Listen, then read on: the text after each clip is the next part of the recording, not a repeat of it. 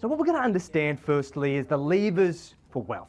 And you have the ability to seize control of the levers to influence your trajectory to creating financial freedom. And the first problem is that the vast majority of people don't even know that the levers exist. The first lever we've got is your current situation. Where are you right now? What are your assets? What are your debts? What's your current position? How much have you got in savings? Now, in this current moment, can you change your current position? Why not? It's current. It's current, right? It is what it is. It's a lag indicator for things that you have already done. We need to know where we're starting from, right? Second is surplus. What is surplus, guys? A dream. We're going to sort that, Kerry, don't you worry. What else is it, guys? Excess. Excess. Yeah, it's what's left over, right? It is the money that we've got, the resource that we can allocate, that we haven't spent. Third is risk. What is risk when it comes to wealth? Interest rates. Potential loss. The interest, your potential loss? Yes. It's the relationship of risk versus return, right? For example, if we put money in the bank, historically it hasn't even kept up with inflation, right? But we've got security.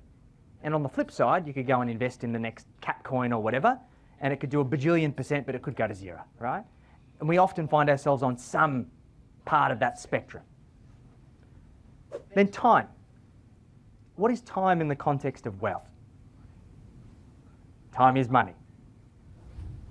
Freedom of fun. Yep. Missed everything. Yep. Do you know specifically when you want to be financially free? An age, a date, a number of years, right? That's the time that we're working with. And the shorter that time frame, the less impact that time is going to have, right? Because compounding works best over long periods of time. And then fifth is expectation. What does expectation mean in the context of wealth? It's something you set in the future as an achievement, something to achieve. Yep. Goals. The goals, right? Or in the context of financial freedom, your financial freedom figure. How much do you need to be financially free? Now let's talk through this for a moment. Which of these levers do you think you have the most influence over? Okay, why? But can you change that? Change. Yes. Oh, How? Because it is what it is right now. Your future decisions can change it, but at a particular point in time you can't.